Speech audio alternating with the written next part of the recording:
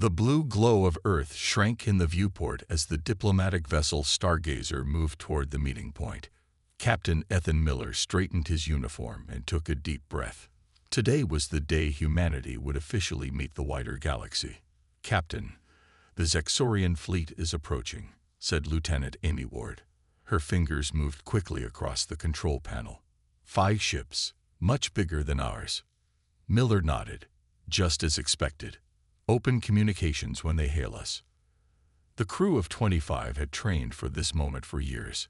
They were Earth's first impression to the stars, chosen for their calm under pressure and diplomatic skills. Miller felt the weight of 7 billion lives on his shoulders. The main screen lit up. A tall, gray-skinned alien with 4 eyes stared back at them. Its mouth was wide and lined with small, sharp teeth. "I am Commander Vrax Till of the Galactic Confederation," the alien said. Its voice came through the translator with an odd metallic quality. "You will follow our lead vessel to the neutral meeting location." Miller kept his face neutral despite the alien's commanding tone. "We accept. The people of Earth look forward to peaceful talks." The neutral location turned out to be a large space station orbiting at the edge of the solar system. Miller and his small team of 5 officers walked through gleaming hallways, trying not to stare at the various alien species they passed. Some had tentacles. Others floated above the ground. One group seemed to be made entirely of crystal. In the main chamber, representatives from 12 different species sat around a large circular table. Commander Vraxtil stood at what was clearly the head position. "The human delegation may be seated," Vraxtil said, pointing to a small section of the table. For the next 3 hours, the aliens explained the structure of the Galactic Confederation. They spoke of shared resources, defense pacts, and trade routes that spanned thousands of star systems. Miller listened carefully, asked thoughtful questions, and shared information about Earth when asked. But something felt off. The other alien representatives barely spoke. Vraxtil did most of the talking, and his questions focused mainly on Earth's resources, military capabilities, and technologies. Finally, they reached the matter of Earth joining the Confederation.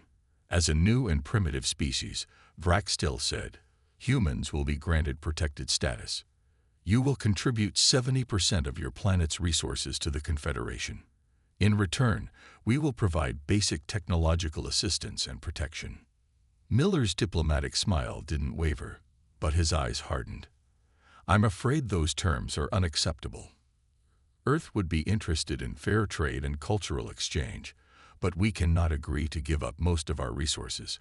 Vraxtil's 4 eyes blinked in sequence. "You misunderstand. This is not a negotiation. These are the standard terms for primitive worlds." "Then I respectfully decline on behalf of Earth," Miller said firmly. The chamber grew quiet. The other alien representatives shifted uncomfortably. Some whispered to each other. Vraxtil made a sound like stones grinding together. Miller realized it was laughter. "How amusing," the commander said. "You think you have a choice. We detected your faster-than-light experiments. That's why we're here. Your species is ready for harvest." Miller stood up slowly. "Harvest. We give you 2 Earth rotations to reconsider," Vraxtil continued. "After that, we take what we need. Your small fleet cannot stop us." Miller felt cold anger replace his disappointment. "If you take hostile action against Earth or any human settlement, we will consider it an act of war." The alien commander's laughter grew louder. The other representatives joined in, though some seemed uneasy. "Congratulations," Vraxtil said. "You've just declared war on the most dangerous species in the galaxy. Your primitive weapons and ships are no match for even our smallest vessels." Miller simply nodded. "We will depart now." Back on the Stargazer, Miller waited until they were safely away from the station before sending a single-word message back to Earth: "Prometheus." Lieutenant Ward looked at him questioningly. "They think we're primitive and weak," Miller explained quietly. "They have no idea what humanity does when backed into a corner." "So it's war?" Ward asked. Miller stared at the stars. "Yes, and they have no idea what's coming. Deep under the Rocky Mountains, Admiral Susan Blackwell stood in a command center that few people on Earth knew existed. Screens covered the walls. Men and women in dark blue uniforms moved with purpose. No one wasted time with panic. "Message from the Stargazer confirmed," said Lieutenant Frank Owens. Captain Miller sent the Prometheus code. Blackwell's face remained calm, but her eyes flashed with determination. "How long until the aliens make their move?" "Miller reports 2 Earth days," Owens replied. Blackwell nodded. "Then we have less than 48 hours. Start waking the fleet." For 50 years, Earth had prepared in secret. While the public saw a modest space program with a few exploration ships, the truth was very different. Hidden shipyards on the far side of the moon built warships. Secret bases in the asteroid belt trained soldiers. Underground facilities on Earth developed weapons that could harm even advanced alien materials. No one knew if aliens existed, but humanity prepared anyway. Just in case, just to be safe.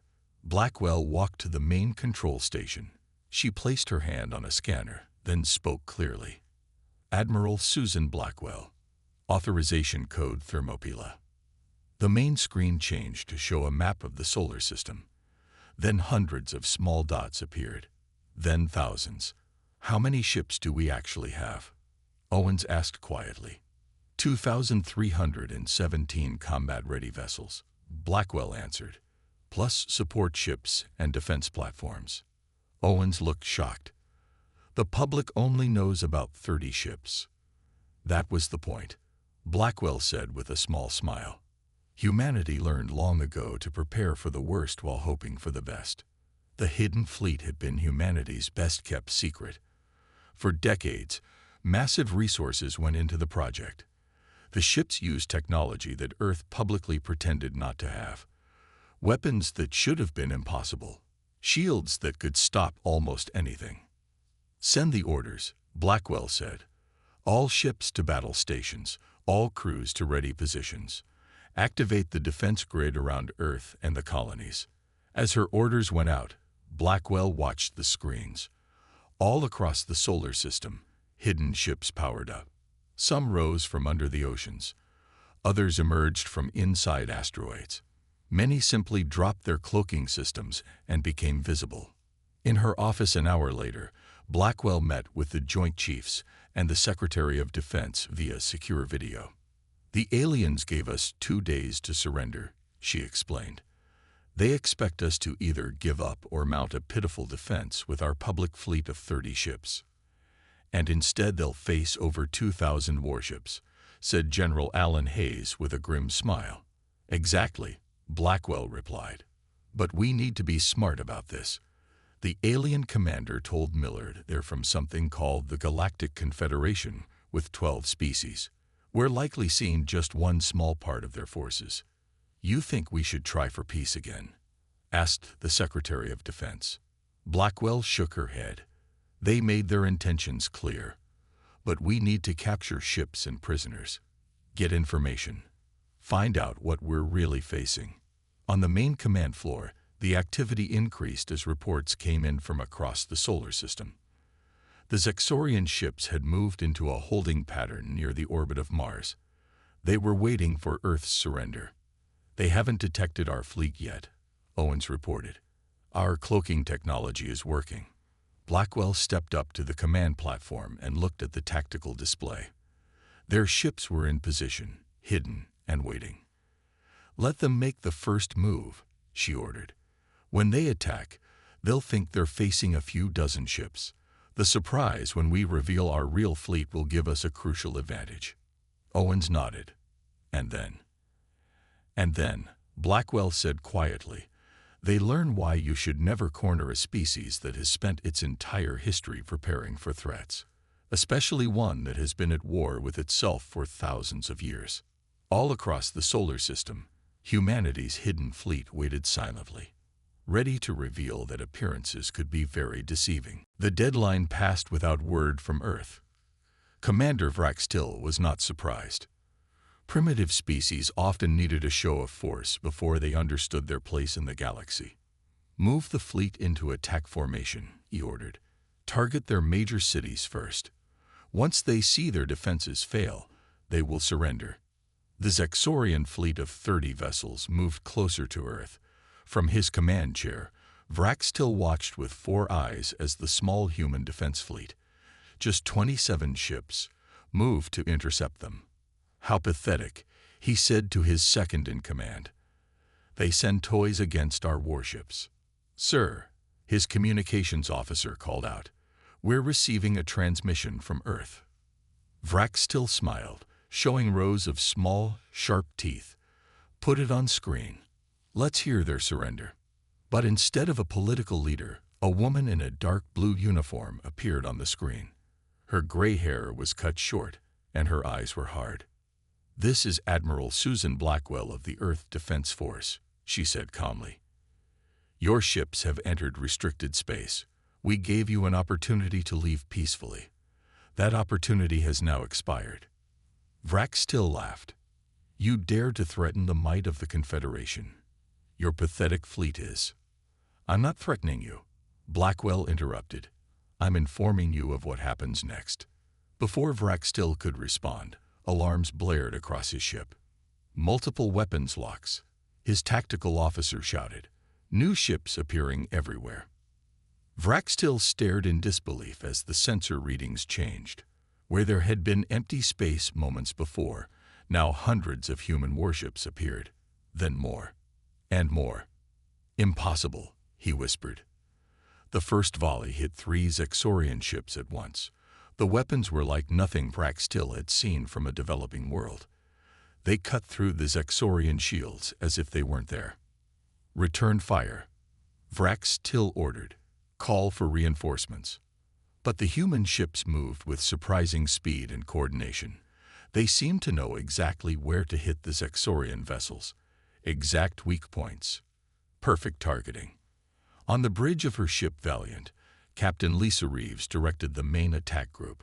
Focus fire on their engines and weapons, she told her weapons officer, Jack Peterson. We want as many intact ships as possible for study. Yes, Captain, Peterson replied.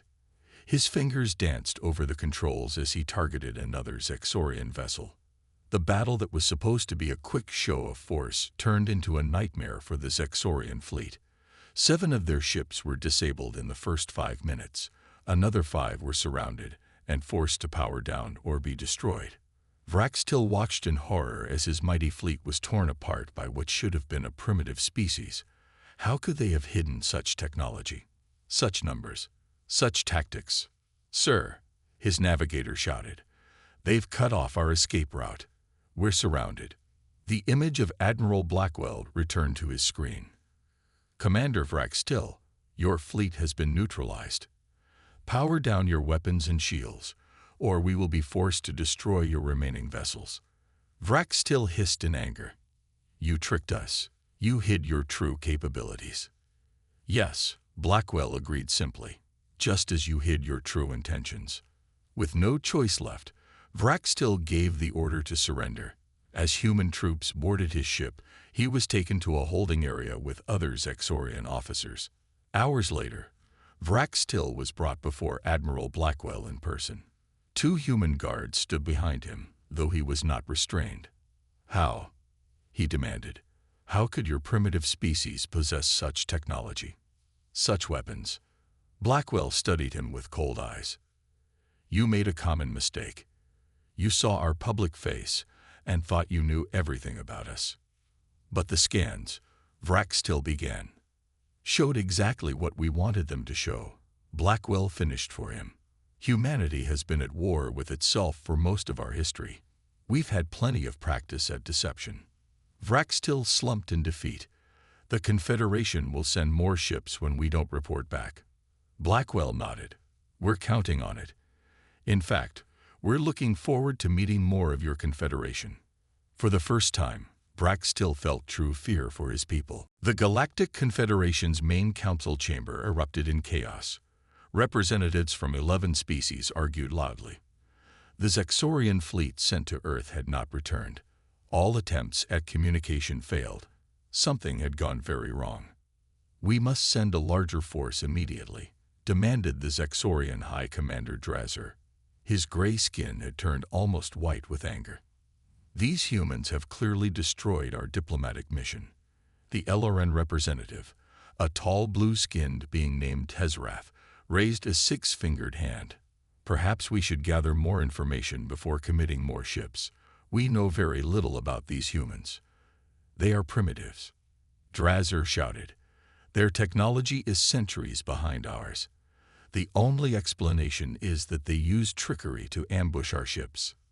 After hours of debate, the Council voted to send a much larger force to the human solar system. 100 warships would depart within days. Meanwhile, on Earth, humanity was not waiting idly. In the Rocky Mountain Command Center, Admiral Blackwell met with her top officers and the Strategic Operations Director, Greg Martinez. "We've extracted the navigational data from the Zexorian ships," Martinez reported.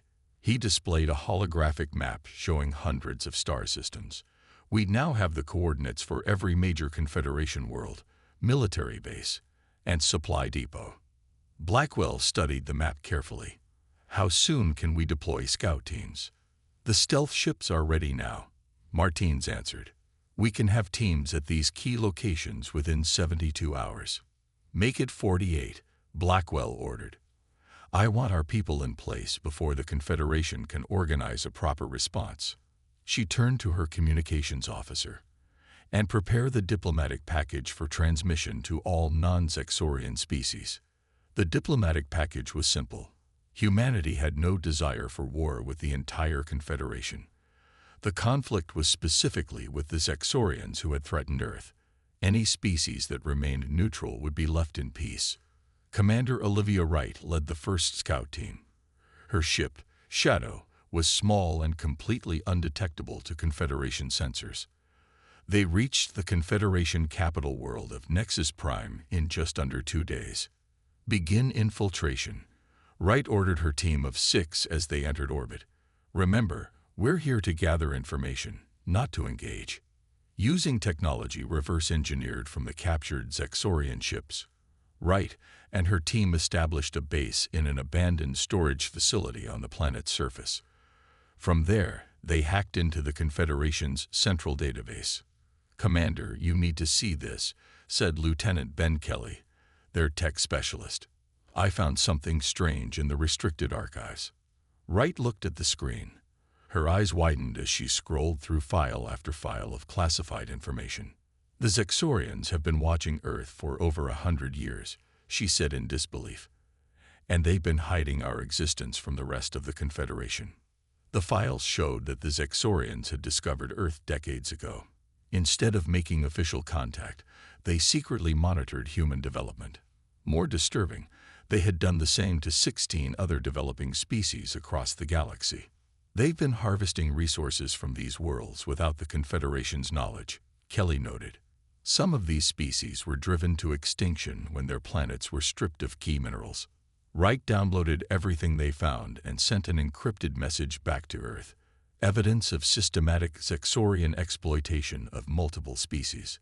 Full data package attached. Similar reports came in from other scout teams.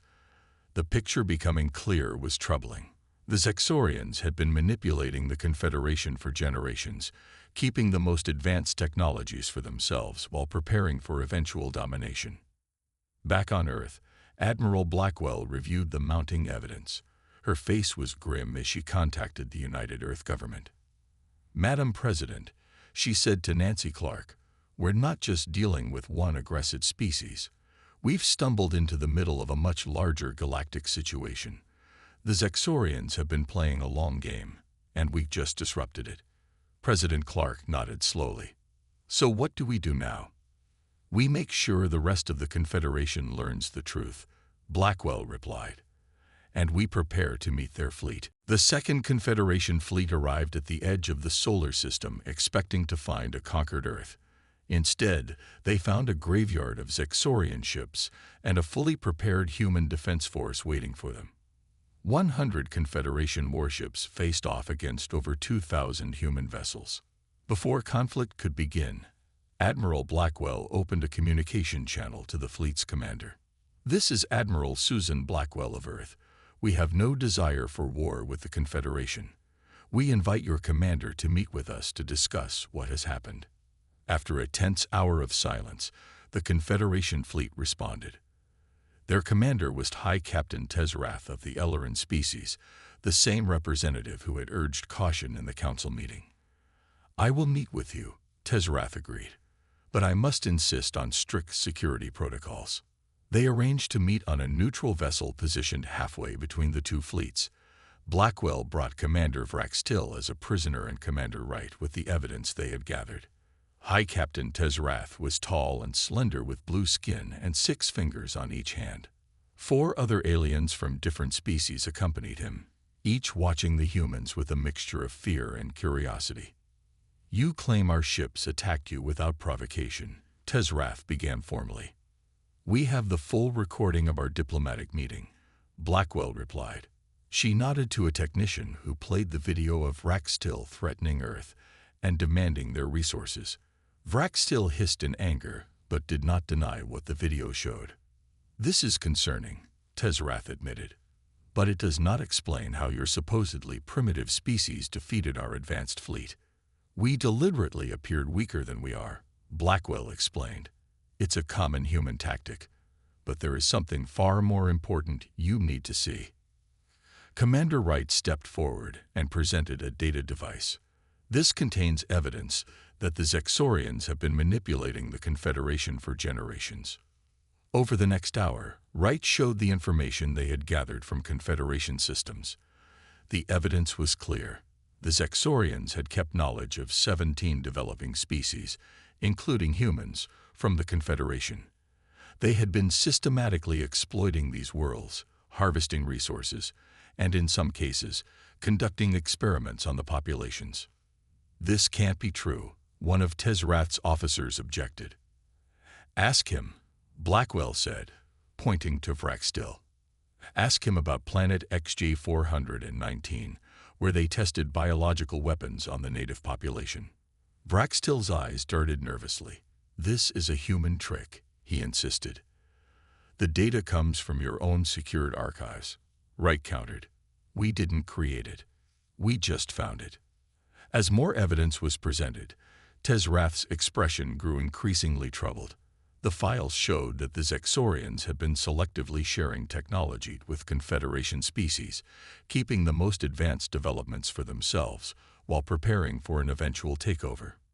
"If what you say is true," Tezrath said carefully, "it violates our most sacred laws. The Confederation was formed to prevent exactly this kind of exploitation." "We have no reason to lie," Blackwell said. "We didn't even know about the Confederation until a few days ago.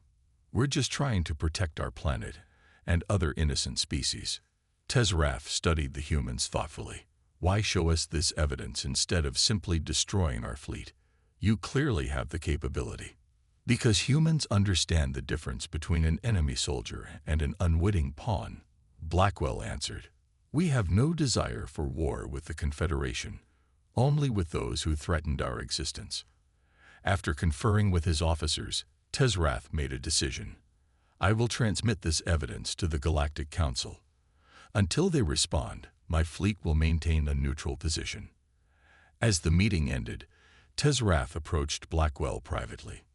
"Your species is unlike any we have encountered," he said quietly. "Most would have either surrendered or sought total victory. Humans have learned hard lessons from our own history," Blackwell replied. "Sometimes the strongest position is finding a way to turn enemies into allies." Tezrath nodded slowly.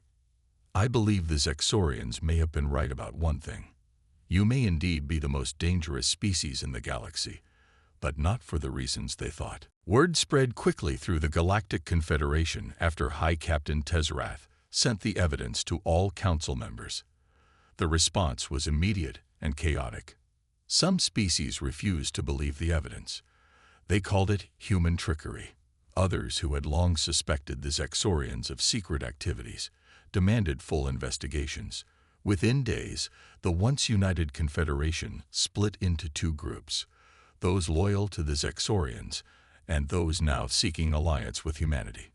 On Earth, the public had been told about alien contact after the first battle. Initial panic gave way to pride as people learned how their military had successfully defended the planet. In cities around the world, people watched giant screens showing images of the captured alien ships and the ongoing diplomatic talks. President Nancy Clark addressed the United Nations. "For generations, we have looked to the stars and wondered if we were alone," she said to the assembly of world leaders. "Now we know we are not. We also know that some of those sharing our galaxy would see us enslaved or destroyed." She paused, her expression serious but determined. "But we will not bow to threats.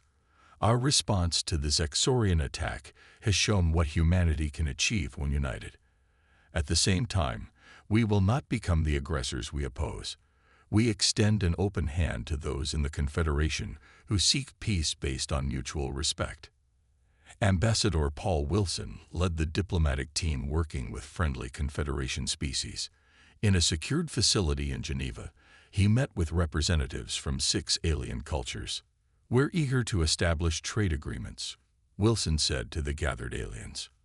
"Earth has much to offer, from our unique technologies to our cultural achievements." The Elleran diplomat, Senior Envoy Lithara, nodded in agreement. "Your species has developed some fascinating innovations, particularly in adaptable tactics and unconventional problem-solving. What started as cautious diplomacy soon blossomed into genuine cooperation. Earth gained access to new technologies from alien allies. In return, humans shared their unique approaches to engineering, medicine, and warfare." Captain Ryan Bennett commanded one of the first joint human-alien crews. His ship, the Defender, patrolled the newly established neutral zone between Earth-allied forces and Zexorian territory.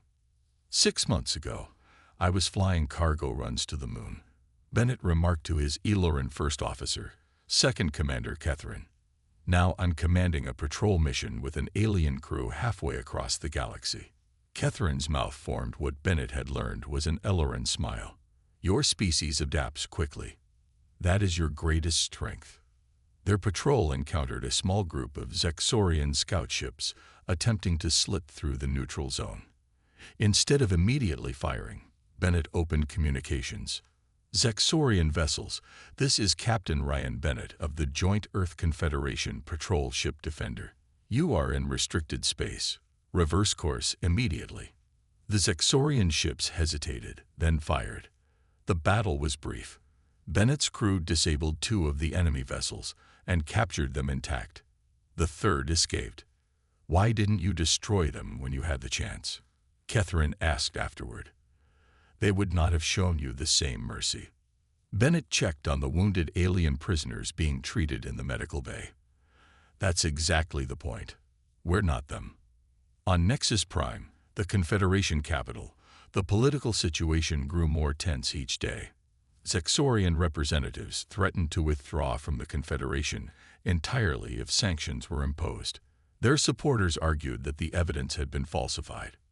Meanwhile, the species supporting Earth's claims called for the Zexorians to be removed from the Council and investigated for crimes against developing worlds. Admiral Blackwell received daily updates on the situation. In a secure video call with President Clark and the Joint Chiefs, she summarized the latest developments. "The Confederation is fracturing along these lines," she explained, showing a map of Allied and enemy territories. "It's heading toward a civil war that could engulf half." 1 year after first contact, representatives from both the reformed Confederation and Earth met on a space station orbiting Jupiter. The grand meeting hall was filled with beings from 20 different species. Some floated, some crawled, some looked almost human. All had come to formalize a new alliance and determine the fate of the Zexorian territories. Ambassador Julia Winters led the Earth delegation. At 45, she had been a skilled diplomat for decades, but nothing in her career had prepared her for negotiating with aliens. Former Commander Vraxtil sat in a corner, guarded by both human and Elleran security officers. He had been brought to witness the proceedings as the highest-ranking Zexorian prisoner. His once proud posture was now slumped in defeat. High Council leader Renzeri of the Vosani species called the meeting to order. "We gather today to establish a new framework for peace in our galaxy," he said. His translator converted his clicking speech to human languages. "The evidence against the Zexorian leadership has been verified by independent investigators from 12 worlds. The evidence had revealed even more than initially discovered. The Zexorians had not only exploited developing worlds, but had deliberately caused conflicts between Confederation species to keep them weakened and divided." Julia Winters rose to speak. She was calm and confident as she addressed the assembly. "Earth comes to this table as both the newest member of the galactic community and as the catalyst for change," she began. "We did not seek conflict, but when threatened, we defended ourselves. Now we seek to build something better than what came before." Over the next 6 hours, the delegates hammered out an agreement. Earth would join a reformed galactic alliance. The Zexorian leadership would face justice for their crimes. Most importantly, new protections would be established for all developing species. "No world will be exploited as we almost were," Winters insisted. "All species deserve the chance to develop naturally, without interference or exploitation." The new treaty also included open technology sharing and joint defense agreements. Several Zexorian worlds that had opposed their government's actions were welcomed into the alliance. As the final document was prepared, Vrax Till was permitted to speak. He stood on shaky legs and surveyed the gathering with all 4 eyes. "You still don't understand what you've done," he warned. "Humans don't belong among the stars. You're unpredictable, chaotic. You'll destroy everything we built." Julia Winters met his gaze directly. "Perhaps, or perhaps we'll help build something better. Either way, your warning came too late." After the treaty was signed, Admiral Blackwell approached the former commander as he was being returned to custody. "There's something I don't understand," Vrax Till said quietly. "How did a species as young as yours defeat a civilization thousands of years more advanced? It should have been impossible." Blackwell considered the question carefully. "Throughout our history, humans have faced overwhelming odds against more powerful enemies. We've learned that strength isn't always about having the biggest weapons or the most advanced technology." She paused, choosing her words with care. "Sometimes it's about determination, creativity, and refusing to give up. Your mistake wasn't declaring war on us. It was underestimating what we would do when threatened." 3 months later, the first human colony ships departed for worlds beyond the solar system. Protected by the new alliance, humanity began to spread among the stars. Earth's unique fighting techniques and adaptable technology became highly valued throughout Allied space. Captain Ethan Miller, whose diplomatic mission had started everything, now commanded one of the largest joint species ships in the Alliance fleet. As his vessel prepared to explore a previously uncharted region, he reflected on how quickly things had changed. His first officer, an Ellerin named Trelkin, joined him on the observation deck. "I heard a new saying among the trading ships," Trelkin remarked. "They say that all creatures have survival instincts, but only humans have the determination to rewrite the rules of survival itself." Miller smiled. "Let's hope we use that determination wisely as we move forward." As their ship accelerated to faster than light speed, news traveled throughout the galaxy about the strange beings from a small blue planet in an unremarkable solar system. Not the most technologically advanced species, nor the strongest, nor the oldest, but perhaps the most dangerous when threatened. And, as many were learning, the most valuable as allies.